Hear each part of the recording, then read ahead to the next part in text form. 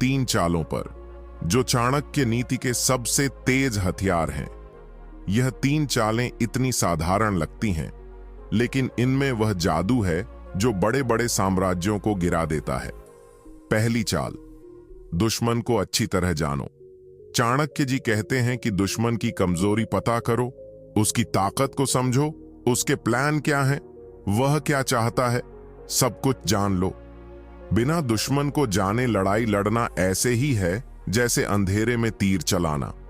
ज्यादातर लोग क्या करते हैं, दुश्मन को देखते ही गुस्सा हो जाते हैं और सीधा हमला कर देते हैं। लेकिन अगर दुश्मन ताकतवर है तो यह आत्महत्या है। पहले छुप कर देखो, उसकी हरकतों पर नजर रखो, वो कब कमजोर पड़ता है, उसकी क्या आदतें हैं, उसके साथ कौन है। यह सब जानने से तुम्हें वह हथियार मिल जाएगा जो दुश्मन के दिल में घुस जाएगा। जैसे शिकारी जंगल में शेर का पीछा करता है, उसकी आदतें जानता है, तब जाकर मारता है, वैसे ही तुम दुश्मन की कमजोरी पर वार करो। एक बार कमजोरी पता चल गई तो कितना भी ताकतवर हो वह गिर जाएगा। दूसरी चाल, धैर्य रखो और सही समय का इंतजार करो। चाणक्य जी की सबसे बड़ी शिक्षा यही है कि जल्दबाजी में कभी जीत नहीं मिलती। अगर दुश्मन अभी मजबूत है तो सीधा मुकाबला मत करो, इंतजार करो। समय सबसे बड़ा योद्धा है, वो खुद दुश्मन को कमजोर कर देगा। कितनी बार देखा है ना, लोग गुस्से में आकर लड़ते हैं और हार जाते हैं, लेकिन जो धैर्य रखता है वह देखता है कि दुश्मन खुद गलतियां करने लगता है, उसका घमंड बढ़ता है, वह लापरवाह हो जाता है और तब तुम एक वार में सब खत्म कर देते हो। जैसे किसान बीज बोता है, पानी डालता है, इंतजार करता है, तब फसल काटता है, वैसे ही लड़ाई में धैर्य फसल है। चाणक्य जी ने खुद चंद्रगुप्त को सिखाया था। नंद वंश कितना ताकतवर था, लेकिन धैर्य और सही समय से सब खत्म हो गया। तुम भी ऐसा करो, दुश्मन को लगने दो कि तुम हार गए, लेकिन अंदर से तैयारी करते रहो। जब मौका आए तब वार करो, इतना जोरदार कि वह उठ न सके। तीसरी चाल, चालाकी और कूटनीति इस्तेमाल करो। चाणक्य जी कहते हैं कि सीधी लड़ाई हमेशा आखिरी विकल्प है। पहले दिमाग से जीतो, दुश्मन के साथियों को अपने पक्ष में करो, उसके बीच फूट डालो, उसे गलत जानकारी दो, लालच दिखाओ, सब कुछ करो जो उसे कमजोर करे। अगर दुश्मन ताकतवर है तो उसकी ताकत को ही उसके खिलाफ इस्तेमाल करो। जैसे चाणक्य जी ने नंद के मंत्री को रिश्वत दी, उसके विश्वास पात्र को तोड़ा। तुम भी देखो दुश्मन के आसपास कौन है, उन्हें अपना बनाओ, या फिर दुश्मन को ऐसा लगने दो कि तुम उससे डर गए हो। वह और घमंडी हो जाएगा और घमंड में गिर जाएगा। लालच सबसे बड़ा हथियार है। हर इंसान में लालच होता है, उसे लालच दो, वह खुद तुम्हारे जाल में फंस जाएगा। चाणक्य नीति में लिखा है, दान दंड भेद, इनसे काम करो, मतलब अच्छाई दिखाओ, सजा की धमकी दो, फूट डालो। ये तीनों मिलाकर दुश्मन खुद रोएगा। अब इन 3 चालों को गहराई से समझते हैं। पहली चाल, दुश्मन को जानना। भाई, जिंदगी में कितने लोग हारते हैं सिर्फ इसलिए क्योंकि वह दुश्मन को नहीं समझते। वह सोचते हैं ये तो बस ऐसा है, वैसा है, लेकिन असल में दुश्मन की जड़ें कहां हैं, उसकी ताकत का स्रोत क्या है, करता है पैसा, तो उस जलन को दूर करो या बढ़ाओ, जैसा फायदा हो। करो। चाणक्य जी कहते थे, एक बार दुश्मन की कमजोरी जानने तो तक उसे दोस्त बनाकर रखो। हाँ, जैसे नकली दोस्ती, मुस्कुराओ, उसके सामने बात करो, लेकिन अंदर से जानकारी इकट्ठा आजकल की करो। दुनिया ये सबसे खतरनाक चाल है। दूसरी चाल पर और बात करते हैं, धैर्य। आज की भागदौड़ वाली जिंदगी में धैर्य सबसे कम है। लोग चाहते हैं सब कुछ तुरंत, लेकिन चाणक्य जी कहते हैं बड़ा काम बड़ा समय मांगता है। दुश्मन ताकतवर है तो आज मत लड़ो, कल लड़ो।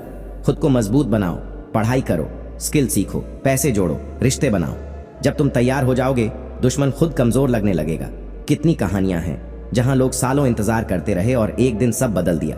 चाणक्य जी खुद अपमान सहते रहे, लेकिन इंतजार किया और बदला लिया। तुम भी ऐसा करो। गुस्सा मत करो, रो मत, बस प्लान बनाओ। धैर्य रखने से तुम्हारा मन मजबूत होता है और मजबूत मन से जीत पक्की है। दुश्मन देखेगा तुम शांत हो तो वह परेशान होगा, यह बंदा क्यों नहीं टूट रहा, और यही उसकी हार की शुरुआत होगी। तीसरी चाल, चालाकी। भाई, सीधा इंसान अच्छा होता है, लेकिन दुनिया में जीतने के लिए थोड़ी चालाकी जरूरी है। चाणक्य जी तो कुटिल नीति के लिए मशहूर थे।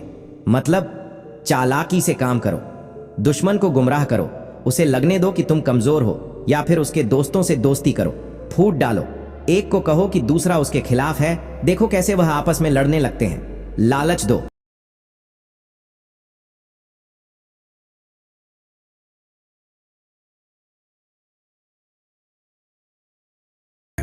लेकिन क्या तुम उसे देखकर बता सकते हो कि वह व्यक्ति कैसा होगा? उसके स्वभाव, उसकी पृष्ठभूमि, उसके जीवन के बारे में कुछ अनुमान लगा सकते हो? चंद्रगुप्त ने ध्यान से उस व्यक्ति को देखा। वह व्यक्ति साफ सुथरे स्टाइलिश कपड़ों में था। एक चमकदार कुर्ता, सलीके से बंधी पगड़ी और चमचमाते जूते। चंद्रगुप्त ने कहा, गुरुदेव, उसके कपड़े अच्छे पहने हुए हैं।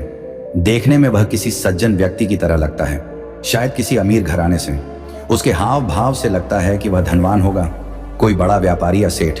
मैं कह सकता हूं कि वह सम्मानित परिवार से आता है। चाणक्य ने फिर पूछा, अच्छा, तो क्या तुम उसे देखकर तय करोगे कि उसके साथ कैसे पेश आओगे? उसके स्वभाव के बारे में क्या सोचते हो? चंद्रगुप्त ने आत्मविश्वास से जवाब दिया, गुरुदेव, उसके देखने से तो यही लग रहा है कि वह सज्जन और धनवान है। शायद वह किसी सेठ के घर से आता है, इसलिए मैं उसे इज्जत के भाव से पेश आऊंगा, सम्मानित तरीके से बात करूंगा और उसे अपने बराबर का समझूंगा। उसके कपड़े ही बता रहे हैं कि वह महत्वपूर्ण व्यक्ति है। चाणक्य अब गंभीर हो गए। उन्होंने कहा, ठीक है चंद्रगुप्त, लेकिन मैं तुम्हें बता दूं कि दरअसल वह कोई अमीर घराने से नहीं आता, न ही कोई बड़ा व्यापारी है। वह तो सिर्फ एक मामूली किसान का बेटा है, जो एक शादी समारोह में जाने के लिए अच्छे कपड़े पहनकर निकला है। उसके कपड़े उधार के हैं, लेकिन उसने उन्हें सलीके से पहना है। देखो, कपड़े सिर्फ शरीर को ढकने की चीज नहीं होते, वे एक व्यक्ति की छवि बनाते हैं, दुनिया की नजरों में उसकी जगह तय करते हैं। चाणक्य ने चंद्रगुप्त से कहा, चंद्रगुप्त, अगर कोई राजा भी फटे हाल और गंदे वस्त्रों में भेष बदलकर गलियों में घूमे तो लोग उसे कोई इज्जत नहीं देंगे, लेकिन अगर एक साधारण कलाकार हो जिसके कपड़े भले ही किराए के हों, फिर भी अगर वह उन्हें साफ सुथरे और सलीके से पहने हुए हो तो लोग उसे देखकर उसी भाव से अवलोकन करते हैं और उसी हिसाब से इज्जत देते हैं। यानी एक बात तो तय है, जीवन में कपड़ों का तुम्हारे व्यक्तित्व पर बहुत बड़ा योगदान है। वे तुम्हारे सम्मान को, तुम्हारी छवि को और तुम्हारे भावों को आकार देते हैं। इसलिए अच्छे और साफ कपड़े पहनना बहुत जरूरी है। आज मैं तुम्हें इन बातों पर पूर्ण रूप से ज्ञान दूंगा और सब कुछ विस्तार से समझाऊंगा। गुप्त की ओर देखते हुए गंभीर स्वर में कहा, चंद्रगुप्त, कपड़े सिर्फ शरीर ढकने की चीज नहीं है और न ही सिर्फ धन दिखाने का साधन। मैंने तुम्हें पहले ही बताया था, कपड़े इंसान के जीवन की रूपरेखा तय करते हैं। देखो, एक गुरु के कपड़े अलग होते हैं, सादे शांत ज्ञान की झलक लिए हुए। एक राजा के कपड़े अलग होते हैं, भव्य आभूषणों से सजे, शक्ति और अधिकार का प्रतीक। एक सैनिक के कपड़े अलग होते हैं, मजबूत युद्ध के लिए तैयार, अनुशासन और वीरता की पहचान। यानी जीवन में हर भूमिका, हर व्यक्तित्व की अलग अलग पहचान बनाने के लिए कपड़ों का अलग रूप होता है। ये बात अलग है, लेकिन एक बात तो तय है, आम जीवन में मनुष्य जैसे कपड़े पहनता है, लोग वैसा ही व्यवहार करते हैं। लोग उसी हिसाब से उसका अवलोकन करते हैं, उसी नजर से उसे देखते हैं और उसी भाव से उससे पेश आते हैं। इसलिए सबसे पहले यह समझ लो चंद्रगुप्त, तुम्हें जरूरी नहीं कि तुम बहुत ज्यादा या अजीबोगरीब महंगे महंगे और विचित्र कपड़े पहनने लगो। नहीं, बस इतना काफी है कि तुम्हारे कपड़े साफ सुथरे हों, सुसज्जित ढंग से पहने हुए हों और तुम्हारे व्यक्तित्व के अनुरूप हों। बस यही छोटी सी बात जीवन में बहुत बड़ा फर्क ला देती है। और आज इसी उपदेश में मैं तुम्हें यही समझाऊंगा। सबसे पहला और सबसे महत्वपूर्ण फायदा है आत्मसम्मान और अनुशासन। चंद्रगुप्त, तुम खुद ही सोचो, अगर कोई इंसान काफी गंदे, फटे पुराने और मैले कपड़ों में सजा हो और वह ऐसे ही किसी समाज, सभा या मंडली में चला जाए तो उसके अंदर कितना आत्मविश्वास बचा होगा, वह कितनी हिम्मत से अपनी बात रख पाएगा और वह बार बार अपने कपड़ों को छुपाने ढकने की कोशिश करेगा। उसकी पहली चीज जो सबसे जरूरी है, आत्मसम्मान, वह तो उसी क्षण चूर चूर हो जाएगा। अब दूसरी तरफ तुम खुद कल्पना करो, एक व्यक्ति सुसज्जित, नए, चमकदार और सही ढंग से पहने हुए कपड़ों में सीना तान कर, आंखों में जोश लिए सड़क पर या सभा में घूम रहा है। उसके कदमों में दृढ़ता है, आवाज में गहराई है और चेहरे पर एक अनोखी चमक है।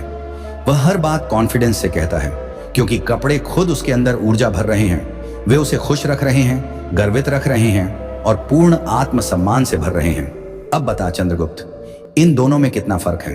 भले ही दोनों आदमी शारीरिक रूप से एक जैसे हों, लेकिन कपड़ों ने उनके अंदर के इंसान को पूरी तरह बदल दिया है। जिसने अच्छे कपड़े पहने वह खुद को गर्व से देखता है, उसका स्वमूल्य सेल्फ वर्थ आसमान छूता है, क्योंकि चंद्रगुप्त आत्मसम्मान कपड़ों में ही बसता है। जब कपड़े फटे पुराने और गंदे होते हैं तो समाज उसे उसी नजर से देखता है, जैसे कोई भिखारी, लापरवाह या छोटा आदमी। उसका पूरा अनुभव मनोबल को नीचे गिरा देता है। वह जो बात रखना चाहता था वह रख ही नहीं पाता। लोग उसकी तरफ देखकर हंसते हैं, उपेक्षा करते हैं या सबसे ज्यादा अनदेखा कर देते हैं। कभी कभी तुम सोचते होगे कि फटे कपड़ों में शर्मिंदगी क्यों महसूस करनी चाहिए, लेकिन हकीकत यह है चंद्रगुप्त कि कोई भी मनुष्य जानबूझकर फटे पुराने और गंदे कपड़े नहीं पहनना चाहता। जब तक उसके पास कपड़ों का घोर अभाव न हो तब तक हर इंसान साफ सुथरे कपड़े पहनना चाहता है। यह प्रकृति का नियम है। दूसरी बात, अच्छे, साफ सुथरे और सुसज्जित कपड़े पहनना कोई दिखावा नहीं, यह खुद के प्रति सबसे पहला सम्मान है। यह स्वमूल्य की जड़ को मजबूत करता है। जब तुम खुद को महत्व दोगे तभी दुनिया तुम्हें महत्व देगी। आत्मविश्वास अपने आप बढ़ जाता है। जब तुम सलीके से तैयार होते हो, कपड़े साफ, इस्त्री किए हुए, जूते चमकते हुए, बाल संवारे हुए, तो तुम्हारा दिमाग एक स्पष्ट संदेश पाता है, आज मैं तैयार हूं, आज मैं कमजोर नहीं, मजबूत हूं, आज मैं मौके का सामना करने के लिए तैयार हूं। यह संदेश कोई जादू नहीं है, बल्कि दिमाग की स्वाभाविक प्रतिक्रिया है। जैसे ही यह संदेश जाता है, तुम्हारे हाव भाव बदल जाते हैं। तुम्हारी पीठ सीधी हो जाती है, कंधे चौड़े हो जाते हैं, नजरें सामने टिक जाती हैं और मुस्कान अपने आप चेहरे पर आ जाती है। तुम्हारी बोलचाल में एक नई गहराई आती है, शब्द स्पष्ट निकलते हैं, आवाज में दृढ़ता होती है और मौजूदगी में एक चमक आ जाती है। यह आत्मविश्वास बिना जबरदस्ती के, बिना किसी को दिखाने के लिए खुद ब खुद प्रकट होता है। तुम्हें अलग से हिम्मत जुटाने की जरूरत नहीं पड़ती, कपड़े ही तुम्हें वह हिम्मत दे देते हैं। चंद्रगुप्त, अब सुनो तीसरा फायदा। पहली छाप, फर्स्ट इंप्रेशन, मजबूत बनती है। यह दुनिया का सबसे बड़ा नियम है कि लोग तुम्हारी बात सुनने से पहले तुम्हें देखते हैं। सिर्फ 7 से 10 सेकंड में वे तुम्हारे बारे में पूरा फैसला कर लेते हैं। तुम महत्वपूर्ण हो या नहीं, तुम पर भरोसा किया जा सकता है या नहीं, तुम गंभीर इंसान हो या लापरवाह, तुम जिम्मेदार हो या नहीं। यह फैसला तुम्हारे शब्दों से नहीं बल्कि तुम्हारी छवि से होता है, और यह छवि सबसे पहले तुम्हारे कपड़ों से बनती है। तुम खुद सोचो चंद्रगुप्त, अगर तुम्हें किसी का रिश्ता करने जाना हो, कोई बड़ा सौदा करने जाना हो या किसी महत्वपूर्ण व्यक्ति से बात करने जाना हो, तुम पूरे आत्मसम्मान से भरे हुए हो, पूरे आत्मविश्वास से लबरेज हो, पूरे जोश के साथ तैयार होकर जाते हो। तुम्हारे कपड़े साफ सुथरे हैं, सलीके से पहने हुए हैं, जूते चमक रहे हैं, बाल संवरे हुए हैं और तुम्हारा पूरा व्यक्तित्व एक संतुलित और मजबूत ऊर्जा बिखेर रहा है। जैसे ही तुम सामने वाले के सामने खड़े होते हो, उसकी नजरें सबसे पहले तुम्हारे लुक पर टिकती हैं। वह देखता है कि यह व्यक्ति खुद को कितनी गंभीरता से लेता है। उसकी आंखों में तुम्हारा वह आत्मविश्वास और जोश साफ दिखता है। वह सोचता है, यह आदमी लापरवाह नहीं है, यह खुद को संभालना जानता है, यह बात रखने लायक है। फिर वह तुम्हें उसी नजर से परखता है, उसी भाव से सुनता है और उसी हिसाब से फैसला करता है। चाहे बाद में तुम्हारी बातें कमजोर पड़ जाएं या कोई छोटी मोटी कमी निकल आए, लेकिन पहली छाप ने पहले ही उसके मन में एक मजबूत जगह बना ली होती है। प्रभाव पड़ जाता है चंद्रगुप्त। वह प्रभाव इतना गहरा होता है कि बाद में वह तुम्हारी बातों को ज्यादा गंभीरता से लेता है, तुम्हें ज्यादा अवसर देता है और तुम्हारे साथ ज्यादा सम्मान से पेश आता है। अब उल्टा सोचो, अगर तुम वही व्यक्ति हो लेकिन कपड़े मैले, फटे पुराने, बिखरे हुए हों, तुम कितना भी आत्मविश्वास दिखाने की कोशिश करो, कितना भी जोश से बोलो, सामने वाला पहले ही तुम्हें कम आंक लेगा। उसकी नजरें तुम्हारे कपड़ों पर अटक जाएंगी और वह सोचेगा, यह व्यक्ति खुद को महत्व नहीं देता तो यह मेरे लिए कितना महत्वपूर्ण हो सकता है। फिर वह तुम्हारी बातों को हल्के में लेगा, सौदा टाल देगा, रिश्ते की बात को गंभीरता से नहीं लेगा। पहली छाप ने ही सारा खेल खत्म कर दिया। चंद्रगुप्त, अब सुनो चौथा फायदा। मानसिक स्पष्टता, अनुशासन और संतुलन आता है। यह फायदा बाहर से ज्यादा अंदर का है, लेकिन बाहर की सज्जा ही अंदर को बदल देती है।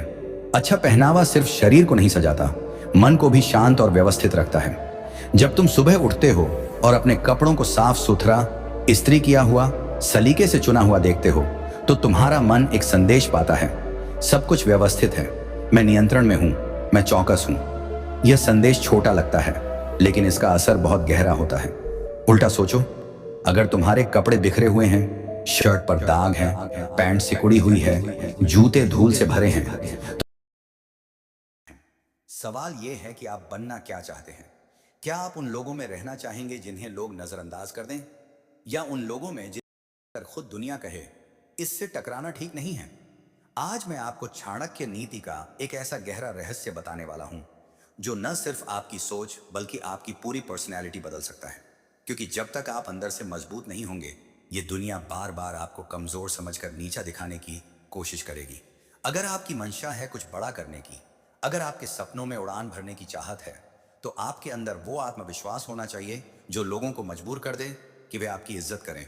और यही आत्मविश्वास आपकी सबसे बड़ी ताकत बन जाएगा।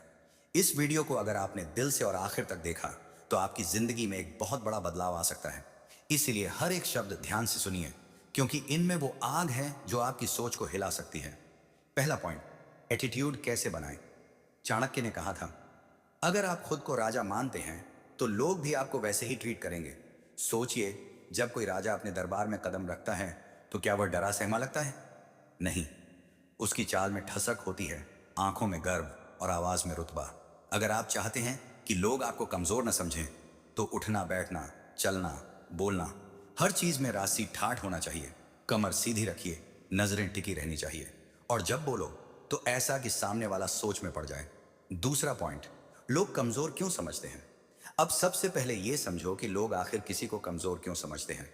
क्यों दुनिया सिर्फ पावरफुल लोगों की रिस्पेक्ट करती है? क्यों किसी गरीब की आवाज अनसुनी रह जाती है जबकि अमीरों के लिए भीड़ तालियां बजाती है? इसका जवाब बिल्कुल साफ है, वही इंसान इज्जत पाता है जो खुद को इज्जत देना जानता है। अगर आप खुद को कमजोर मानते हो तो दुनिया भी आपको वैसी ही निगाह से देखेगी।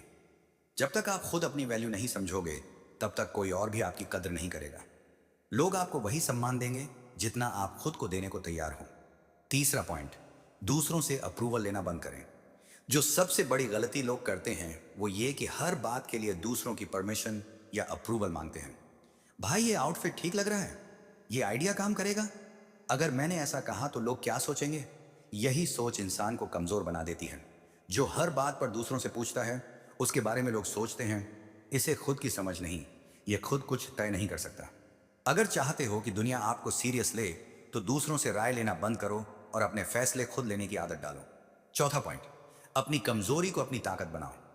चाणक्य की एक गहरी बात थी, जो इंसान अपनी कमजोरी को अपनी ढाल बना लेता है उसे हराना नामुमकिन हो जाता है। अगर आप मानते हो कि आप कमजोर हो तो उस कमजोरी को ही अपनी सबसे बड़ी ताकत बना लो।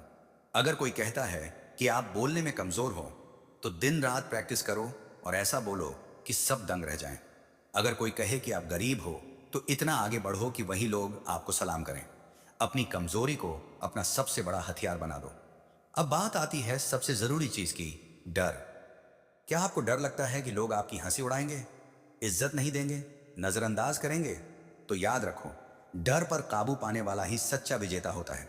जब आपके अंदर से डर खत्म हो जाता है तब दुनिया खुद आपसे डरने लगती है। अगली बार जब कोई आपको नीचा दिखाने की कोशिश करे तो डरना नहीं, आंखों में आंखें डालकर जवाब दो। लोग आपको कैसे ट्रीट करेंगे ये पूरी तरह आपके एटीट्यूड पर निर्भर करता है। अगर आप हमेशा झुक के चलोगे, नजरें झुकी होंगी, डर डर के बोलोगे तो लोग आपको कमजोर ही समझेंगे। लेकिन अगर आप आत्मविश्वास से खड़े हो, ठहराव से बोलो, हर सिचुएशन में शांति से डटे रहो तो लोग आपको पावरफुल समझेंगे।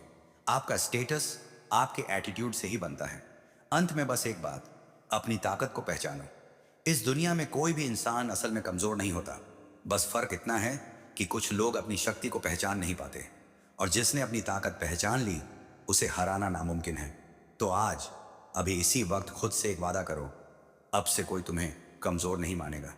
अब हम चाणक्य नीति का वो पाठ सीखेंगे जिसमें समझदारी और चालाकी का ऐसा मेल होगा कि न कोई आपको कमजोर समझेगा और न कोई आपको धोखा दे पाएगा। अगर आपने ये सीख लिया तो कोई आपको हरा नहीं सकेगा। ध्यान से सुनो, क्योंकि ये बातें आपकी जिंदगी को पूरी तरह से बदल सकती हैं। चाणक्य कहते थे, अगर कोई सांप जहरीला न भी हो तो भी उसे खुद को जहरीला दिखाना चाहिए। मतलब ये कि अगर आप दिल से बहुत अच्छे हों, सीधे साधे हों, तो भी लोगों के सामने खुद को स्ट्रांग दिखाना जरूरी है, वरना लोग आपकी अच्छाई का फायदा उठाएंगे। सिर्फ नेक दिल होने से कुछ नहीं होता, आपको समझदारी और प्रैक्टिकल सोच भी चाहिए। अगर आप ईमानदार हो तो चतुराई भी सीखो, अगर मेहनती हो तो दिमाग भी लगाओ, किसी पर भरोसा करो तो उसकी परख भी करो। केवल ज्ञान होना काफी नहीं, उसे सही समय पर सही तरह से इस्तेमाल करना आना चाहिए। अब लोग अक्सर चालाकी और धोखेबाजी को एक जैसा समझ बैठते हैं और यही सबसे बड़ी गलती होती है। चालाकी का मतलब है अपने आप को बुद्धिमानी से सेफ रखना और धोखा देना मतलब है दूसरों को नुकसान पहुंचाना। चाणक्य नीति कहती है, शेर जंगल में शिकार करता है लेकिन कभी अपने झुंड को धोखा नहीं देता। अगर आप चालाक हैं तो आप खुद को बचाते हो, लेकिन धोखेबाज बनकर आप दूसरों को चोट पहुंचाते हो। अगर आपको असल में मजबूत बनना है तो चालाकी जरूरी है, लेकिन किसी को धोखा देना नहीं। 5वां पॉइंट, डर को खत्म कर दो। अब सवाल यह उठता है कि कैसे जानें कि सामने वाला हमें बेवकूफ बना रहा है या नहीं। इसके लिए मनोविज्ञान यानी साइकोलॉजी को समझना जरूरी है। दुनिया में 3 टाइप के लोग होते हैं। ईमानदार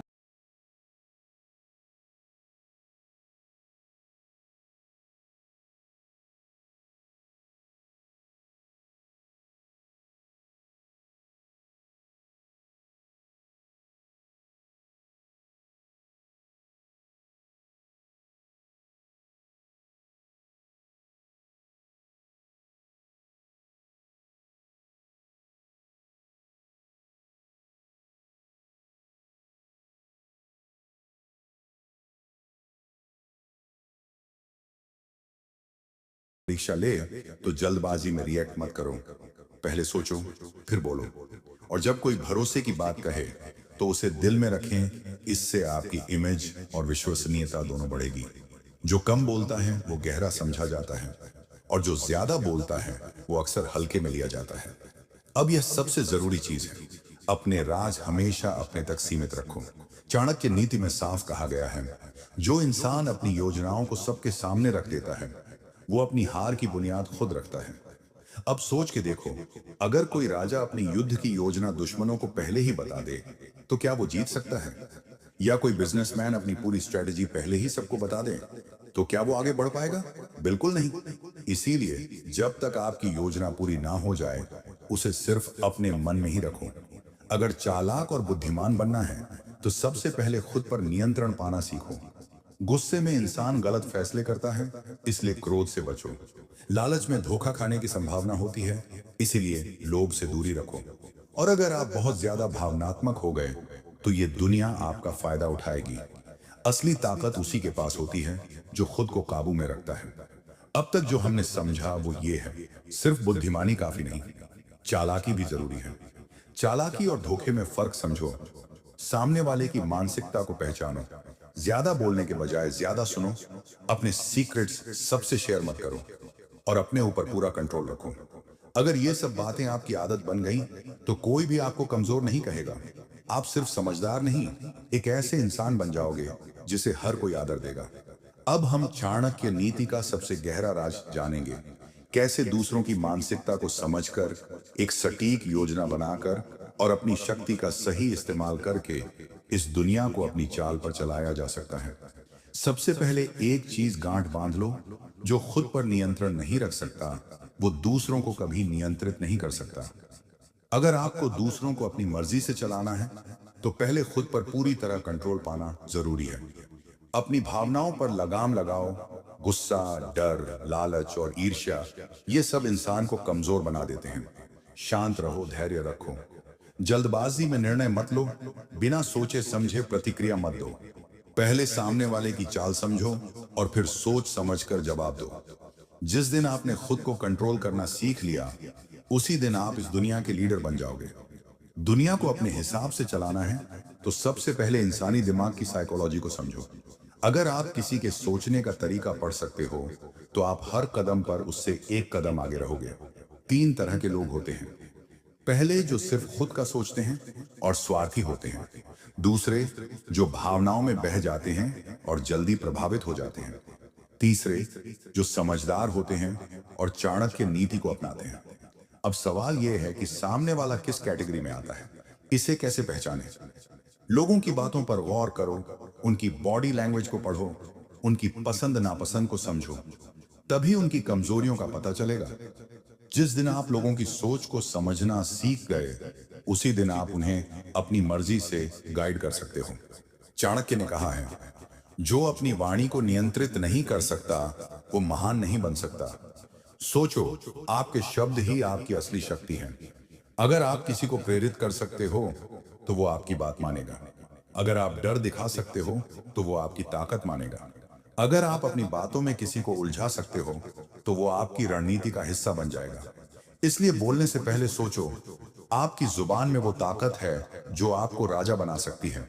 अगर आप किसी की सबसे बड़ी जरूरत को समझ लो तो उसे अपने कंट्रोल में कर सकते हो। सोचो, अगर किसी को पैसों की दरकार है और आप उसे पैसे का लालच दो तो क्या वो आपके प्लान का हिस्सा नहीं बनेगा? अगर किसी को शोहरत चाहिए और आप उसे वो देने का वादा करो तो क्या वो आपके साथ नहीं आएगा? दुनिया जरूरतों पर चलती है। जिसने ये समझ लिया उसने पूरी दुनिया को जीत लिया। चाणक्य नीति कहती है, कभी भी अपने सारे पत्ते मत दिखाओ, रहस्यमयी बने रहो ताकि लोग आपके इरादों को न समझ पाएं और आप उन्हें अपनी चाल से चलाते रहो।